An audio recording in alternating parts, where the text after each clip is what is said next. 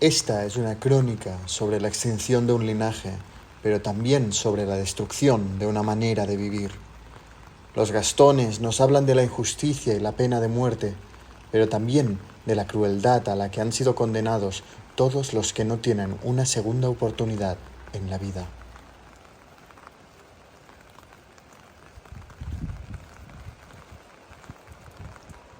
Muchísimas gracias por venir al canal, me hace muchísima ilusión tenerte aquí. Muchas gracias a ti, hombre. Hombre, en el canal, como algunos sabréis, yo soy andorrano y muchos de vosotros me habéis preguntado en repetidas ocasiones literatura andorrana, ¿qué os puedo recomendar de literatura hecha aquí? Y sin duda, desde que leí el libro de Iñaki Rubio, os diría, muertos, ¿quién os ha muerto? De Iñaki Rubio, que ha sido el superventas, el exitazo. Inesperado, ¿no? No sé si te esperabas tanto... A ver, cuando escribes, no piensas lo que vendrá y escribes con el máximo convencimiento y hay un momento que, ¿por qué negarlo? Dices, esto que estoy haciendo es buenísimo. Sí. Has de hacerlo con ese convencimiento. Luego, claro, la realidad a veces es aplastante y aunque sea muy bueno, no llegas tanto a la gente, ¿no? El tema es que yo siempre lo quería recomendar, pero no existía en castellano, solo estaba en catalán. De hecho, en el canal en catalán, Entre Lletres, ya te entrevisté cuando lo acababa de leer, lo reseñé. Pero claro, es eso de la barrera del idioma, de decir, qué ganas tengo de recomendaros este libro, pero todavía no existe en español. Hasta que los compañeros de editorial Medusa lo han traducido, David Gálvez lo ha traducido al castellano, y por fin podemos hacer este vídeo. Te he dicho que ha sido un éxito, me he apuntado los éxitos. El libro salió en septiembre del 2021 y fue el más vendido de Sant Jordi aquí en Andorra. Salió destacado, que esto me enteré yo, creo que tú no lo sabías, pero salió destacado como literatura catalana más importante del año en el catálogo de la London Book Fair. Exacto. En la Feria del Libro de Londres. Te han dedicado un capítulo de Crims en Catalunya Radio. Has ganado el premio al autor andorrano más vendido en la librería Libro Ideas. Y ahora, por supuesto, pues la traducción al español. Bueno, y dos cosas más. Te iba a decir, es que claro, se me iban ocurriendo éxitos y yo seguro que se me escapa algo, o sea... Son cositas menores, pero Sí. bueno, estar en Cataluña en la lista de los más vendidos cuando las ventas de Andorra no cuentan.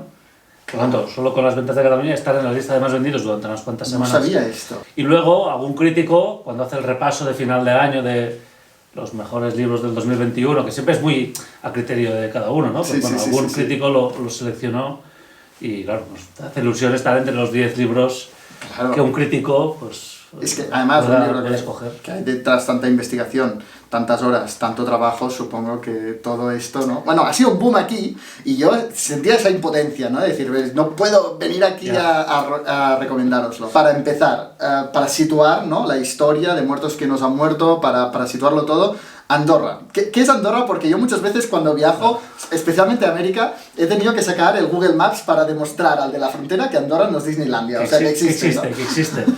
Bueno, claro, nos escucha gente de un montón de sitios. Claro.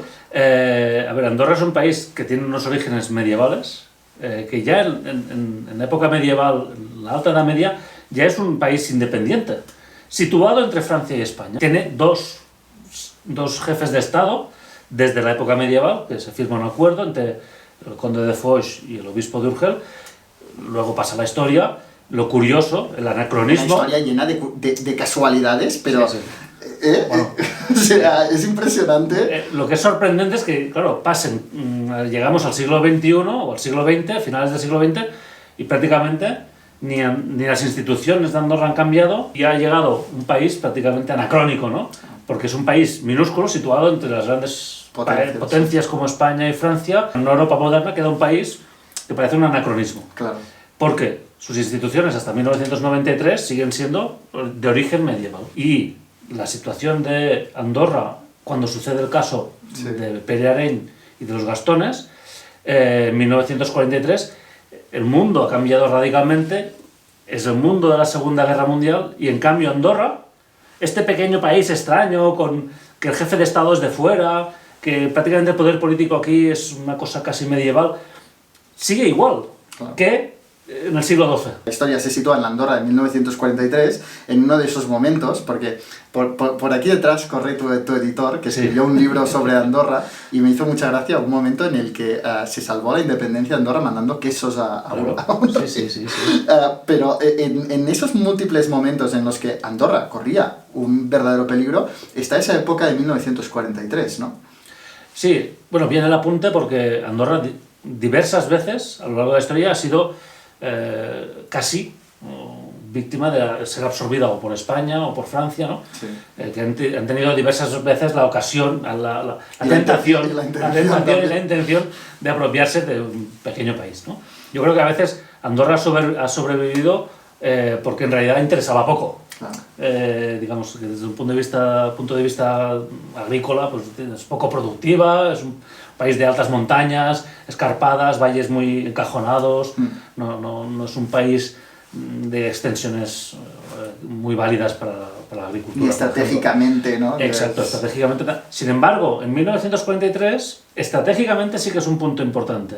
Nos situamos en el momento en que los nazis es la Francia de Vichy. Los nazis han invadido Francia, controlan Francia directa o indirectamente. Han llegado a la frontera con Andorra. Hay una foto increíble de una esvástica en la frontera de Andorra, del Pas de la Casa.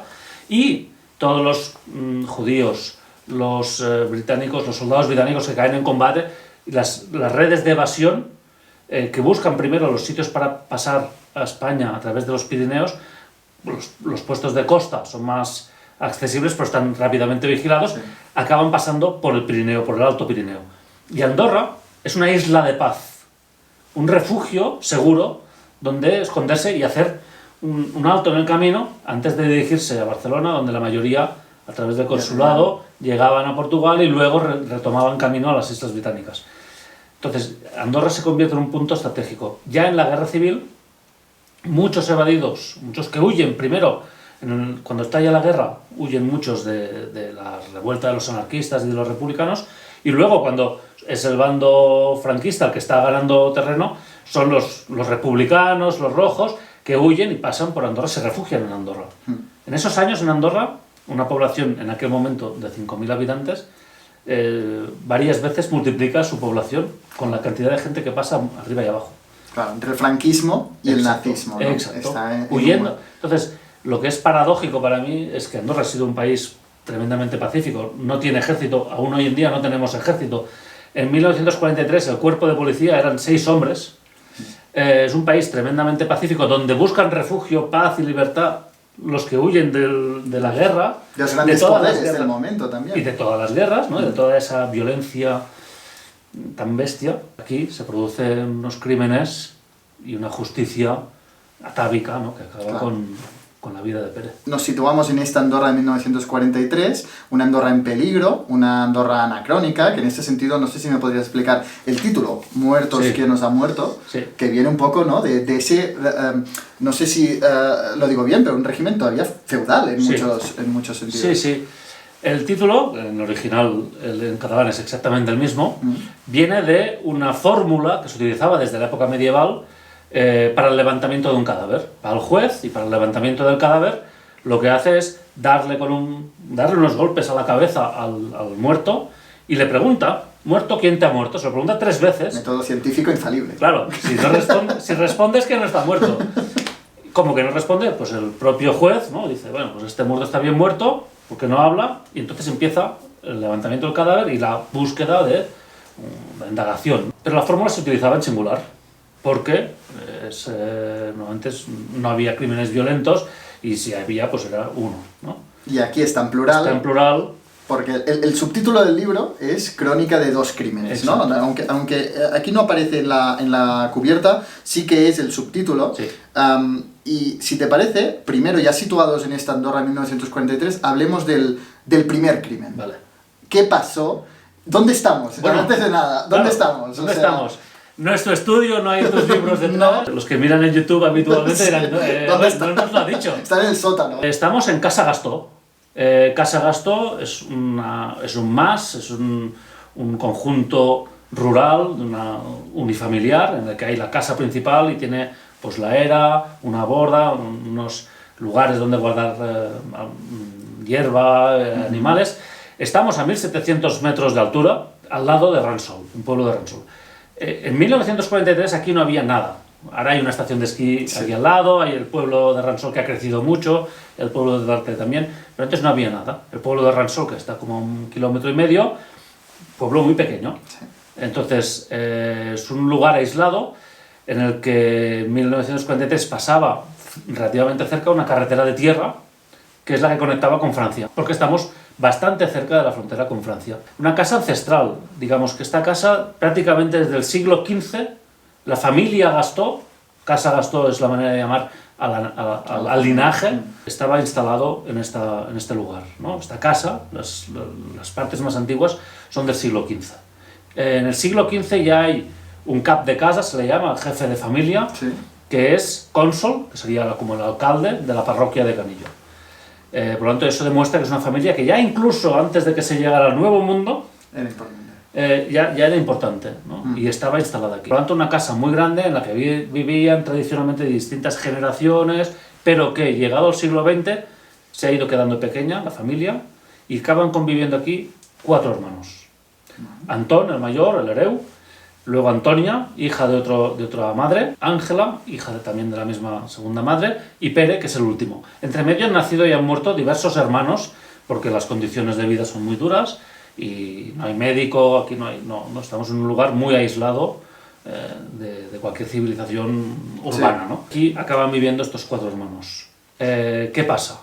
El hereu es el jefe de familia, es el hermano mayor, le dobla la edad a Pere, y Pere tiene algunas dificultades, tiene trastorno mental, no muy grave.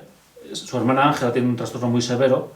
En cambio, él parece, bueno, lo tratan un poco como el tonto del pueblo, pero en realidad tiene un trastorno mental. Y todo recae en el hermano mayor, ¿no? Que hace de facto, Sí. Bueno, sí, de facto y de todos, porque como los padres no están, Exacto. de jefe de familia, ¿no? De jefe de familia, se ocupa de la casa, de contratar mozos para cuidar las tierras. Un hombre con carácter, ¿no? Sí, un hombre muy fuerte, capaz de liderar, ¿no? Alguien que no te atreverías a estarle un poco, ponerte serio con él. Y en este contexto, ¿cuál es el primer crimen que nos cuentas aquí? Que esto que está contando no es una historia de ficción, No. se está contando algo real, Sí. que tú aquí lo cuentas en el sentido de true crime, ¿no? De contar un crimen que sucedió, Sí. que tuvo lugar aquí. Exacto. Aquí, o sea, en esta casa. En esta casa, sí. Pere tenía mal dormir, parte de su trastorno pues le implicaba mal dormir, tener muchos momentos de convulsiones, luego, claro, por las mañanas quedaba hecho polvo, entonces mal dormía, tal. Una noche de máxima agitación, sintiendo ruidos afuera, dispara un arma dentro de casa y le da a su hermano. No casualmente, le dispara y lo mata en el instante. Este es un crimen muy conocido aquí en Andorra. Sí. Siempre se ha hablado, pero bueno, también ha sido tema tabú. Sí. Que esto ya hablaremos de esto. Pero a la vez, siempre yo había oído la versión de que era porque el hermano mayor estaba pensando en casarse y esto le sacaría la herencia, ¿no? Los bienes familiares a él. Siempre lo había oído así. Y tú aquí indagas, que ya lo has insinuado antes, una teoría propia a través de tu investigación que sugieres que quizá no fue este el motivo. No se aguanta, es poco consistente, porque Pere era hijo de otra madre, y Pere era, por tanto, por parte de su madre, era heredero de otra casa, en Escaldes, donde hoy hay... Tenían bienes aquí en Escaldes. Exacto, donde hubo el nacimiento turístico era ahí, en Escaldes, o sea, una de las partes más prósperas de Andorra. Mucho más que Ransol. Claro, mucho más. Segundo, y esto es lo más fuerte, Pere, cuando le preguntan, él confiesa el crimen, pero cuando le preguntan por las motivaciones, le preguntan si lo que pretendía era ser el heredero, él dice que no. Tienen en cuenta todas las otras declaraciones que hace. No tenía ningún tipo de avaricia. No, ni de... él lo único que quería, como todos los cabalés, el cabalé es el segundo de casa, que bueno, pues, trabaja en la finca y tiene su pequeño capital para sus cosas, sus gastos, y ese pequeño capital muchas veces venía de tener un pequeño rebaño, y él lo único que pedía era eso. Sí es cierto lo que has dicho, lo que quedó metido en la cabeza de los andorranos desde 1943 era que Pere quería Y es lo que dicta la sentencia. Bueno, en aquella época supongo que era lo más comprensible, ¿no? Porque justo ahora se empieza a hablar de salud mental, Sí. pero antes no era, o sea, iban a la cosa más plausible, ¿no? Que era el Sí, dinero, sí, ¿no? sí, El dinero. exacto. Además, 10 años antes, en Andorra había habido la primera pequeña revolución política en la que los cabalés, los segundos de casa, hicieron una pequeña revuelta para tener derechos políticos, por lo menos. Eso estaba aún presente, ¿no?, en la mentalidad, un país tan conservador. Con gran habilidad narrativa cuentas este primer crimen de una forma, bueno, ya hablaremos luego de las decisiones estilísticas, pero que te acerca muchísimo a las certezas y a la incertidumbre, ¿no? Al misterio de este crimen. Aprovechando, ¿no?, este contexto, una cosa que me interesa mucho que haces es algo que también hizo otro autor andorrano, l'Aneu Adversa, el paisaje, ¿no? El paisaje entre la gente de Andorra tradicional de aquí, que también creo que me contaste que te lo encontraste en la investigación, Sí. ¿no? En la misma investigación para este libro, la gente tradicional de aquí que ve el paisaje como algo hostil, como herramienta de trabajo, ¿no? Como campo de trabajo, que contrasta completamente con la visión que tiene, por ejemplo, el turismo, ¿no? De la naturaleza, como, bueno, los valles de Andorra, sí, yo creo que son muy conocidos por su belleza, sí, virgen, por el paisaje, los árboles, la vegetación. Esto habla de algo, de un contraste entre la Andorra de la época de 1943 y la Andorra de ahora. Sí, sí, sí. De hecho es intencionado, porque yo creo que es el momento justo en el que, digamos, cambia la tendencia. Quizá no es el momento en el que los cambios ya se han producido, pero están en potencia.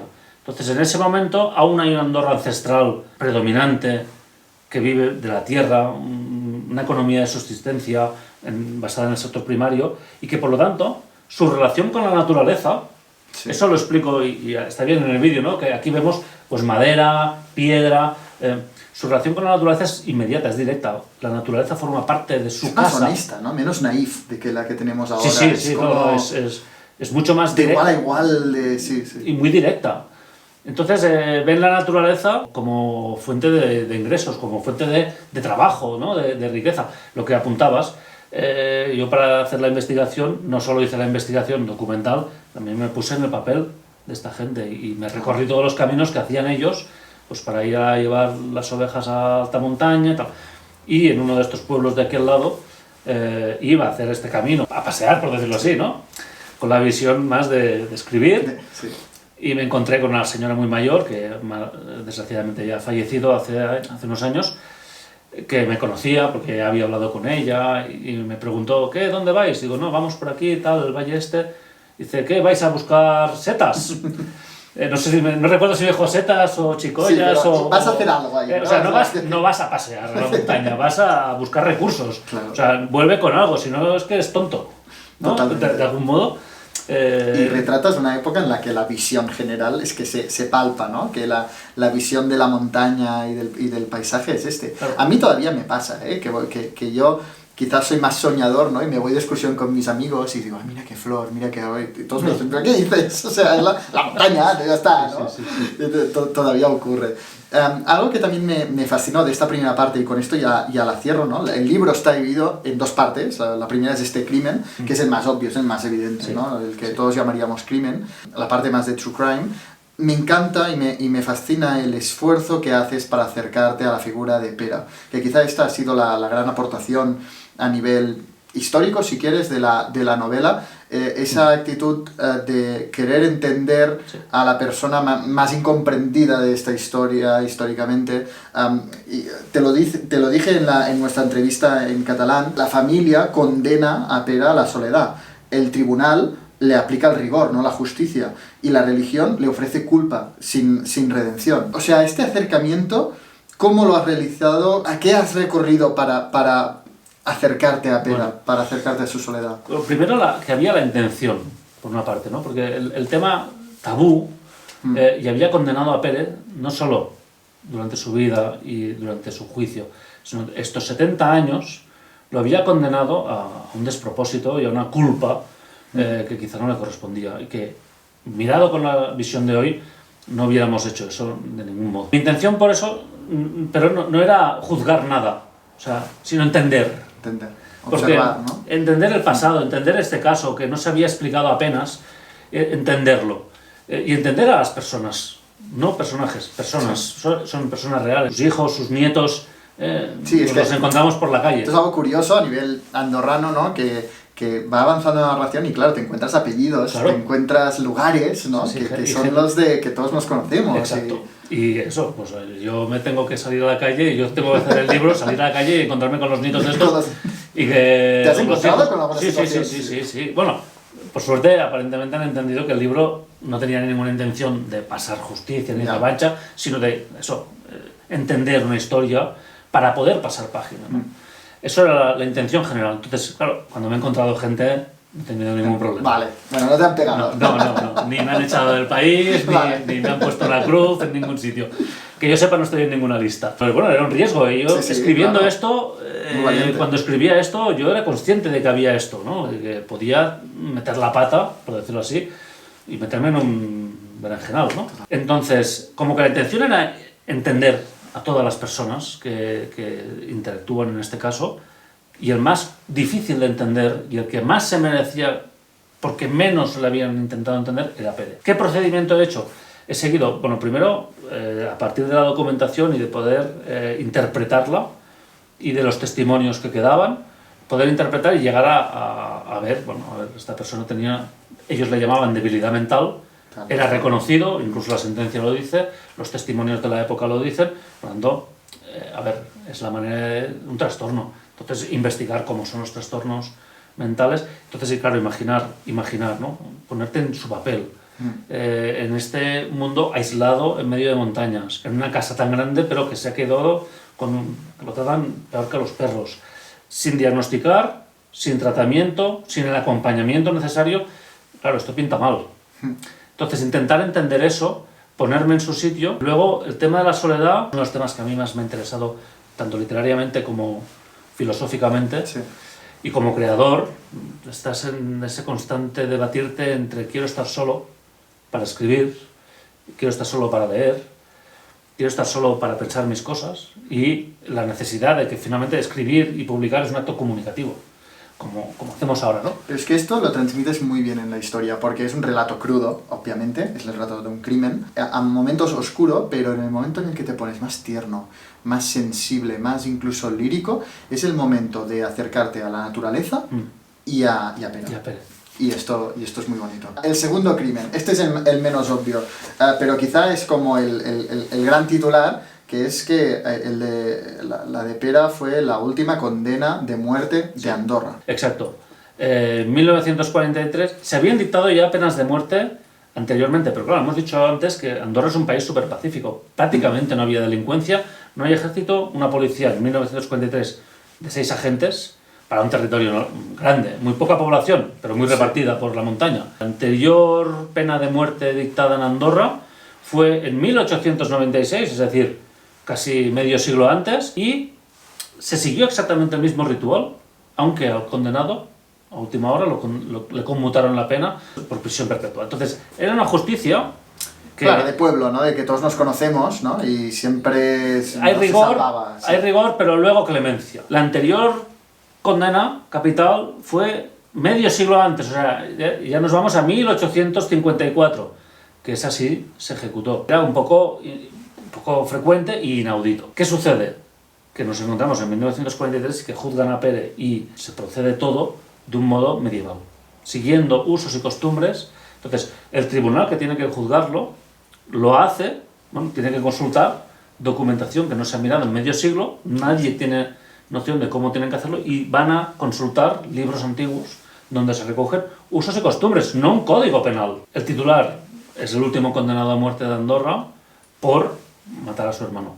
Ahora, eso había quedado en Andorra como verdad absoluta y se había cerrado el tema. Un poco en falso, a mi parecer. Y después de 70 años no se hablaba, no se conocía el caso. O sea, yo me puse a investigar y lo primero que encontré fueron rumores. Mucha gente había muerto, pero los que conseguí que hablaran, de entrada no querían hablar conmigo de este tema. Gente que yo conocía, que había preparado el terreno, Entrevistas difíciles, ¿eh? Sí. Me imagino. Cuando te dicen, no, este tema no. Claro, entonces ves que se ha hablado toda la vida en casa, en las casas, todo el mundo ha oído cosas. Eso es algo una característica muy andorra. Claro. ¿eh? O sea, Sí, sí. Silencio. O sea, que yo creo que también es una característica de un país muy débil y vulnerable, Claro. entre dos imperios como es el francés y el español, siempre temiendo pues llamar la atención porque a la mínima, al capricho del gobernador que sea, se acaba esto, ¿no? Y es como una característica Prudencia. prudencia de... Están las máximas, de hecho, ¿no? Sí, sí, sí, de sí, Fichte y sí. Roussel, que han marcado tanto la filosofía y la política de este país, no hagamos ruido. Me encanta cómo lo relacionas, con el crimen. Eso pasaba, bueno, es que fue una constatación, ¿no? Sí. Es lo que me encontré. Y luego me encontré con gente quizá más abierta, que era un pelín más joven, que a lo mejor no habían nacido ahí, en esa época, pero habían nacido poco después y por tanto toda su vida en casa han oído cosas. Y la investigación empezó también por estas personas, evitando que hablaran las unas con las otras, para que no se pusieran de acuerdo, ¿no? Y lo curioso es que me repetían Es que es muy rumores, reciente, me repetían rumores, pero es que casi que palabra por palabra, ¿no? Como si todo el mundo hubiera dicho las mismas cosas y luego rumores que yo he podido desmentir, ¿no? Diversos, muchos. Con la Entonces, documentación. Con la documentación, muchos rumores que habían quedado enquistados al caso, que la documentación luego los desmiente. E incluso, ¿no? Ves cómo la gente lo había interiorizado. Muchos ya me habían dicho, no, bueno, esto yo es lo que he oído en casa. No sé si es cierto. Ya te ponían un poco más esa distancia.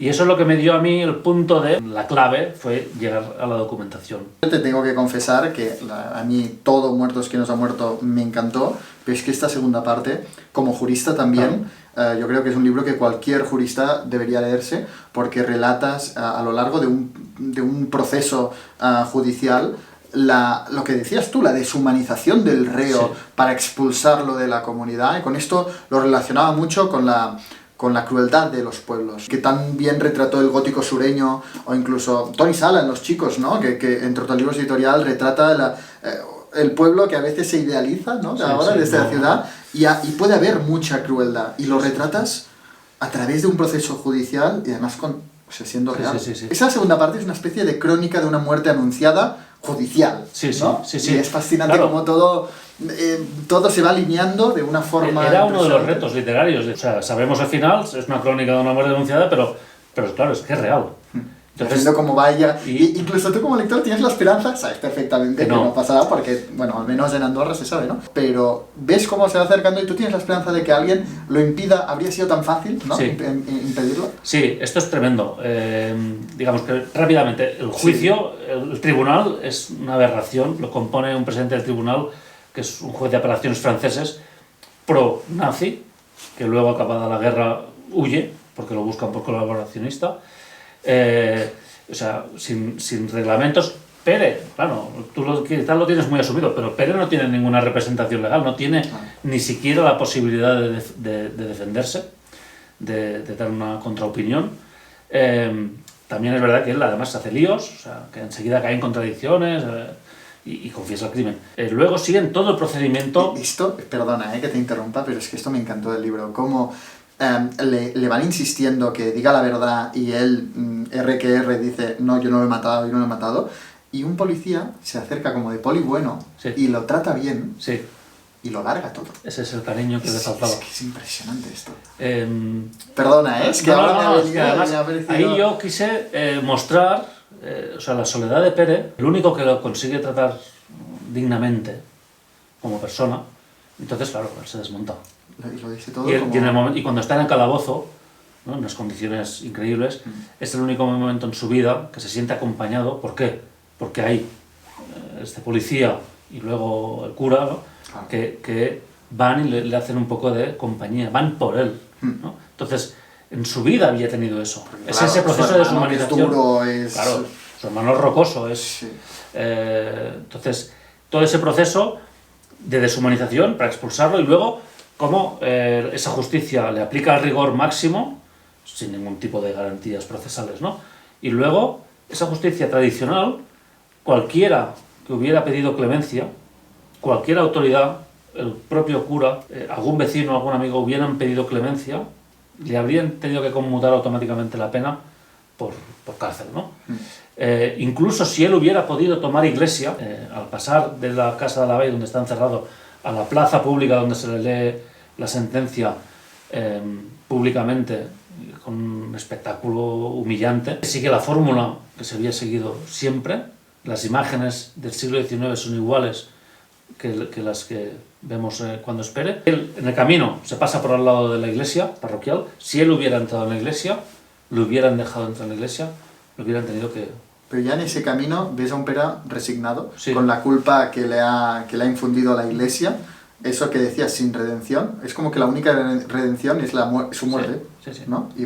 Y esto en la fotografía de Claverol, que está en la cubierta del libro, se ve perfectamente el perfil. Es que enseguida reconoces a Pere por su posado. Lo voy a intentar poner en pantalla, a ver si puedo, pero se ve perfectamente esa escena, y toda esa gente que era prácticamente, bueno, toda la población estaba obligada a ir a asistir a la sentencia, ¿no? Estaban obligados a ir. De hecho, el tribunal se reúne un viernes y convocan a todo el pueblo para el lunes a las 10, obligan a cerrar los comercios, a abandonar los trabajos del campo, obligan a cerrar las escuelas y que los colegios vayan a ver un espectáculo aleccionador. Y muchos chavalines recibieron, en el momento de ser sentencia, según la tradición, algunos tenían que recibir una bofetada de sus padres. Así por si acaso. Para que recuerdes este momento y veas dónde puedes acabar si no actúas bien. Estaban obligados a ir. No sé, no fue todo el mundo. He recuperado que no fue todo el mundo, pero fue muchísima gente. ¿Vale? ¿Es toda condena de muerte un crimen? Bueno, a mi entender es una opinión personal, pero sí. Sí. Sí. O sea, me parece inconcebible. Por muy mal que haya hecho alguien, pues es que es ponerse a su nivel, ¿no? Si hay un asesino, pues oye, pues condenado a cadena perpetua y en el caso de alguien que tiene claro. Y así juntas las demencia, circunstancias de este caso, claro, de la última condena de muerte entonces, de Andorra, es... aún más flagrante, ¿no? Bueno, la condena de muerte se acaba en Andorra con la Constitución de 1993. ¿Qué podemos extraer del caso de Pere Arenys que haya marcado la Constitución y haya marcado la sociedad actual, moderna de Andorra? Las consecuencias son inmediatas. Claro, a Pere lo lee en la sentencia públicamente y luego se ejecuta la sentencia públicamente. Toda Andorra queda trasbalsada. ¿Avergonzada un poco? Avergonzada y impresionada de qué hemos hecho. Y yo, un poco lo describo en las escenas, hay gente de todo, ¿no? Hay gente que no sabía lo que estaba pasando, gente que no se lo llega a creer lo que está pasando, y esa propia curiosidad de decir, no, esto no puede ser, y acabas encontrándote enfrente de una ejecución, ¿no? Gente que sí que sabía lo que se estaba haciendo, porque recordemos que estamos en plena guerra mundial, en una época que las ideas totalitaristas y campan por Europa y por el yo con una cierta alegría. Un clima de miedo también. Claro. Exacto. Luego hay gente que, bueno, oye, a mí nadie me ha dicho, yo quién soy, si las autoridades, si los jueces, yo quién soy para meterme aquí, ¿no? A Pere le ejecutan públicamente, entonces, claro, todo el mundo se queda trasbalsado. 2 años después, acabada la guerra mundial, hay otro crimen en Andorra. Sí. Una mujer mata a su marido con veneno. Y lo que es curioso es que lo que en el caso de Pere se consideró agravante, debilidad mental, en el caso de esta mujer, que también se le reconocen debilidad mental a causa de su abuso del alcohol, sí, le consideran un atenuante. Y no la condenan a pena de muerte. Nadie estaba ya dispuesto. Había cambiado el mundo, ¿eh? Había acabado la guerra, el tribunal ya no era lo mismo. Situación... Pero todo, o sea, había cambiado ya, decir, esto no lo vamos a repetir. Y luego, durante décadas, yo hablé luego con el BG, el que quedó, intentaron cambiar las leyes para que a la práctica se quedara abolida, o legalmente quedara abolida la pena de muerte, pero no se consiguió. Sí con la Constitución. Y entonces, respondiendo un poco a tu pregunta... porque es que el caso de Pere Arenys, claro, su condena de muerte, o al menos esto es lo que yo entendí del libro, es como que lo que separa la Andorra antigua, sí, de la Andorra moderna, ¿no? Es lo que... Sí, sí. Es que con los gastones, para mí, con Pere, con los gastones, se entierra una Andorra, que vivía de la tierra, que era la Andorra ancestral. Y automáticamente, al cabo de nada, acaba la guerra mundial, cambia la mentalidad, como acabamos de decir, y ya se abre Andorra a un país distinto. Empieza a ser el país del esquí y tal. Piensa que, mira, 9 años después o 8 años después de que se produjeran estos hechos, aquí al lado en Soldeu, al pueblo de al lado, se puso el primer telesquí de Andorra. Y rudimentario y todo lo que tú quieras, pero ya la mentalidad es... De hecho, el médico forense, uno de los médicos forenses que hacen la autopsia a Antón y que certifican la muerte de Pere, es uno de los fundadores del Esquí Club de Andorra. Y esto es algo que impacta también ahora, antes de empezar esta conversación, que me has enseñado toda la casa, impacta ver que desde aquí, que es una casa antigua, es que delante están las pistas de esquí. Sí. Y es donde aparca la gente, va a esquiar, con el logo tan moderno de Gran Valira, todo de colores. La estación más grande del Pirineo. La estación más grande del Pirineo está justo delante de eso, que si has leído este libro ves la Andorra ancestral, la Andorra, ¿no? Agrícola. Hay una fricción ahí, o sea, hay una ruptura. Sí. Entonces, esa ruptura para mí es violenta. Andorra se ha precipitado a partir de ese momento hacia el futuro, hacia modernizarse. Ha pasado tan deprisa, 50 años, de ser una población rural de 5.000 habitantes a ser una población que ha multiplicado por 10 sus habitantes, que se ha lanzado al sector terciario, al turismo, a la nieve, a la modernidad, que ha olvidado echar la mirada atrás de vez en cuando y ver de dónde venimos, que estaba aquí al lado. Entonces sí que aún hay gente que vive en los pueblos, que eso lo tiene muy arraigado, muy presente, pero mucha gente no. Totalmente. Entonces, incluso dentro de Andorra, Andorra es un país desconocido.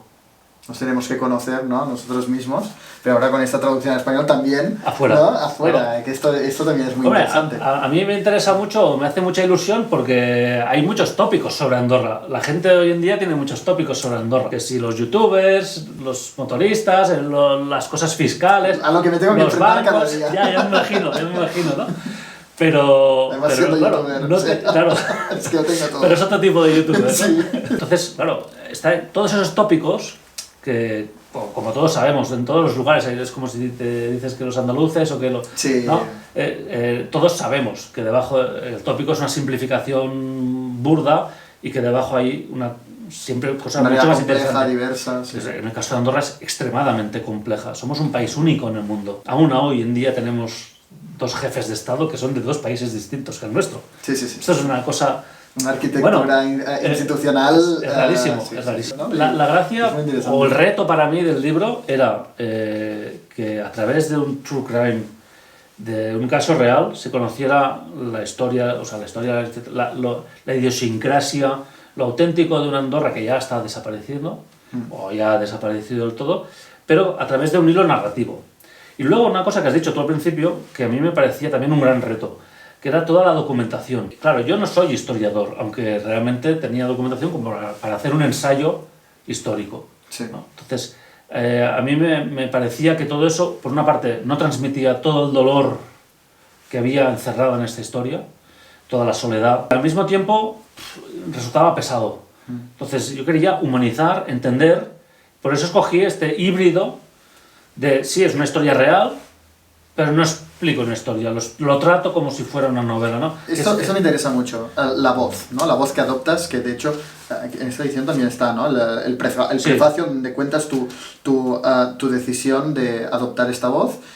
Es como que, para mí, o al menos que yo sepa, yo tampoco soy muy lector del género, ¿no? Pero que en este género existen 2 escuelas. Una, la de Truman Capote, de A Sangre Fría, que es una objetividad escalofriante incluso, de cómo te cuenta hechos muy duros pero con una frialdad, una indiferencia, una objetividad pulcra. Y luego está la escuela, no sabría cómo decírtela, pero que yo la he visto en, bueno, quizá más de autoficción incluso, de HHH de Laurent Binet o de Eric Bouillard, ¿no? Una escuela más típicamente francesa, que lo que hace, el autor da un paso adelante y es un personaje más que investiga y que imagina cuando las pruebas no llegan ahí. Tú en muchos momentos dejas la documentación atrás y te metes a imaginar cómo se siente Pera en algún momento. Te pones a imaginar un paisaje, cómo era o cómo lo veía un personaje. Allí donde no llegas, sigues con tu imaginación. ¿Por qué adoptaste esta voz? ¿Cuál fue la decisión? Bueno, yo hice una versión inicial, que no llegué a acabarla, con este narrador más frío. Incluso cuando necesitaba la figura de un investigador, ya sabes, todo eso de los detectives salvajes, o sea, toda La la figura de necesitar, ¿no?, el investigador. ¿Quieres hacer un juego de puntos de vista? Sí. Como los Bueno, detectives. añadí ahí uno. Vale. Y aquello no funcionaba. Por suerte me di cuenta de que aquello no se aguantaba. La conclusión es muy sencilla. Si todos los personajes, todos los que pasan por este libro son reales, no son personajes, eran personas, yo también tengo que asumir eso que decíamos antes, ¿no? La presión ambiental de decir, bueno, te vas a meter con todo un país, te vas a meter con los tabús y con los mitos y con los rumores y con los nombres y apellidos de todo un país. Bueno, lo tienes que asumir. Ellos eran reales y tú tienes que ser igual de... Y das un paso adelante. Entonces te implicas. También ha sido un proceso creativo muy interesante, apasionante, pero doloroso, porque te metes dentro de esa historia durante unos cuantos años y no sales de ahí. Esto me encanta porque en México Tony Sala lo decía, los libros de Tony son muy duros, ¿no? Y se meten en personajes muy crueles. Dicen, bueno, yo por ejemplo nunca he ido de putas, pero es que me he metido tanto en la mente de alguien que ha ido de putas y que ha hecho, bueno, un asesinato, que ha asesinado, yo nunca he asesinado, pero siento como si hubiese asesinado, como si hubiese ido de putas. Me siento sucio después de escribir. Claro, tú también te sentías como si hubieses... Te metiste en el remordimiento. Sí, sí. Desgarrador de pera. Te metiste en el dolor. El dolor. Yo acabé agotado de los bastones.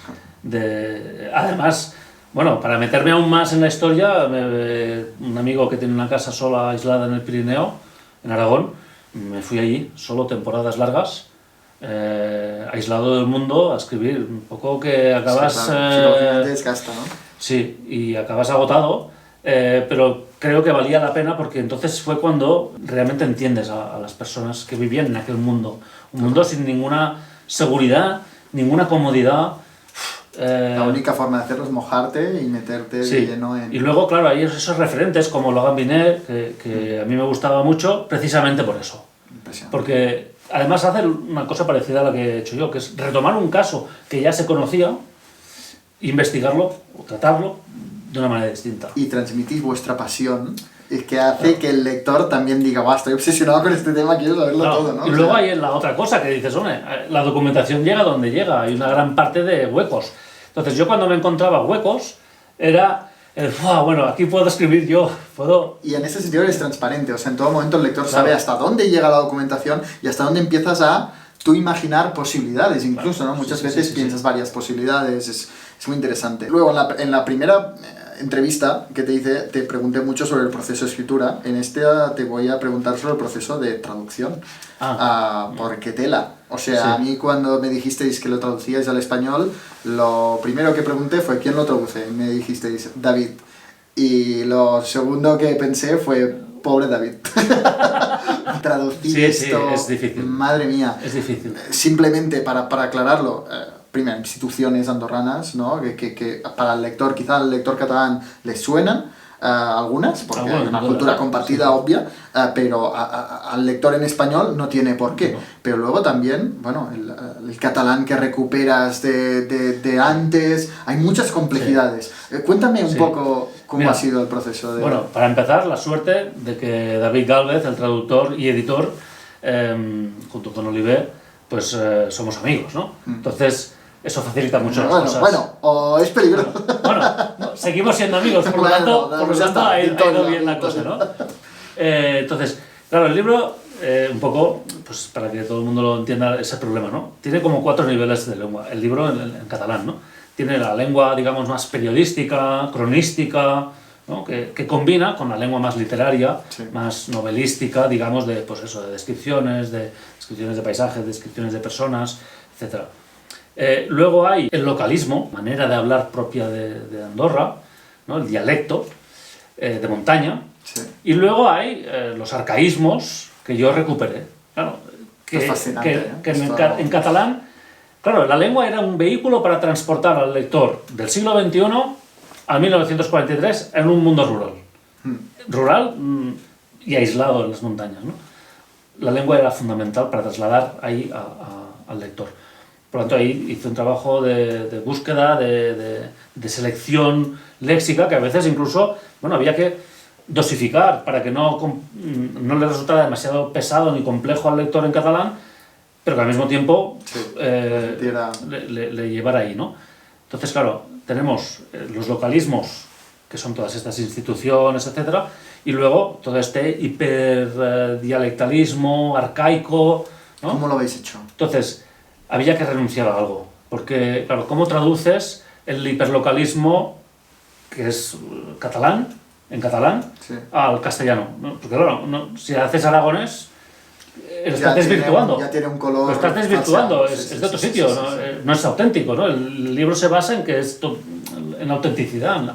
En cualquier traducción se pierde, ¿no? Claro, Un poco. entonces hay que renunciar a algo. Entonces, buscaba, la intención de esa lengua en catalán inicial era buscar esa extrañeza, ¿no? El lector que se siente metido en un Sí. mundo que no es el suyo.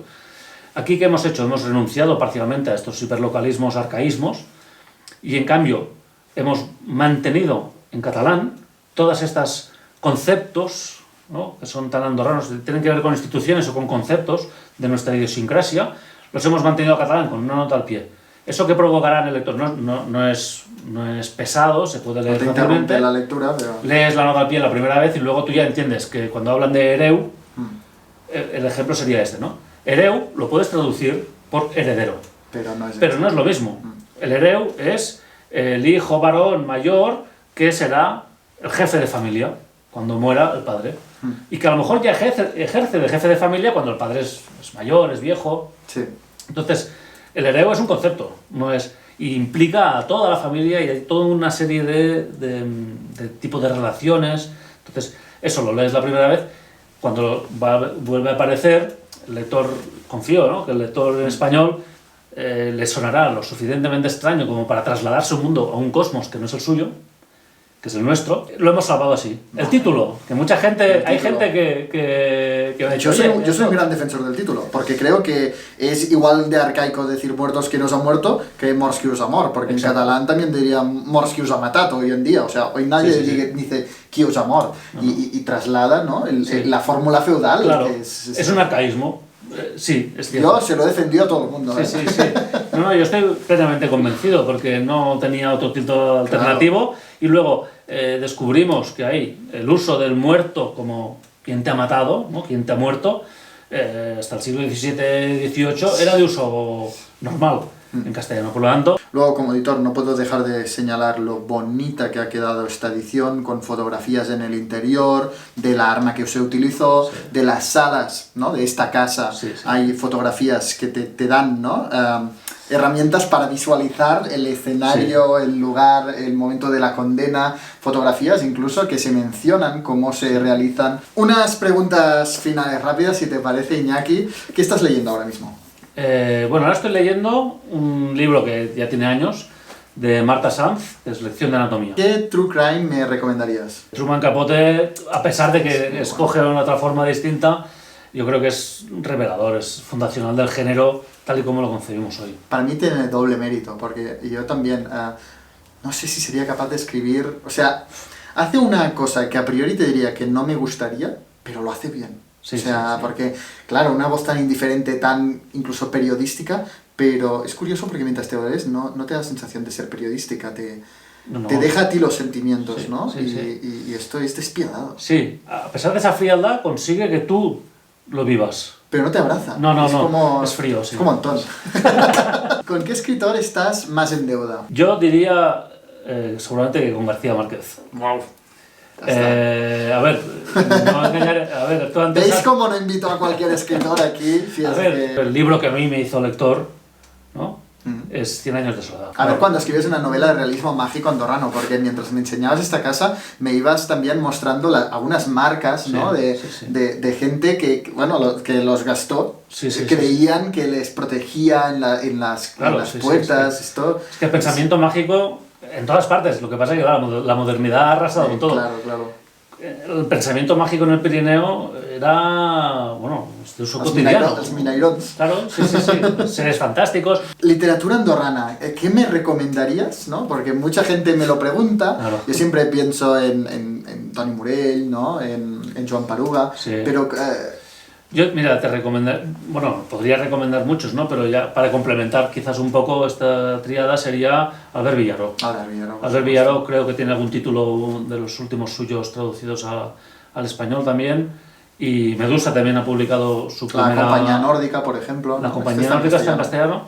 Y bueno, aparte de amigo, es un autor buenísimo, tiene una capacidad de mezclar la ironía con la trama, con el suspense, bueno, me parece insuperable a mí. Y bueno, y finalmente tengo que barrer para casa. ¿Qué te está pareciendo este momento editorial en Andorra, este boom que está teniendo lugar? Bueno, un boom que al final no somos tantos, ¿no? Pero que sí que es un momento, y yo creo que eres protagonista, quizá involuntario, del boom, porque por esta edición en castellano de Muertos que no son muertos, desde una editorial en Andorra, ¿no? Sí. Bueno, primero que es un momento de mucha felicidad, ¿no? Porque que haya 3 editoriales, Trotalibros, Medusa y Anem, sí, que están haciendo muy buenos libros, están llenando huecos de allí donde había. Y recogiendo el testigo de algunas históricas como Andorra, Limits, ¿no? Exacto. Y eso crea unas sinergias y una potencia que yo me veo beneficiado, más que ser protagonista, yo creo que me siento beneficiado de eso, ¿no? Pues si vamos a ir a la Feria del Libro de Madrid... y vas a estar tú. Pero, claro, ¿Qué días estarás firmando? Yo voy a estar firmando el 3, 4 y 5. Y el día 5 presento en la feria el libro. O sea que... En la caseta 5 de la zona internacional de la Feria del Libro de Madrid. O sea, claro, pero yo, digamos, estoy como de invitado porque lo habéis trabajado los editores. Bueno, muchísimas gracias, Iñaki. Ha sido un placer, como siempre. Y a todos vosotros, sobre todo, leeros Muertos, ¿quién nos ha muerto? Gracias.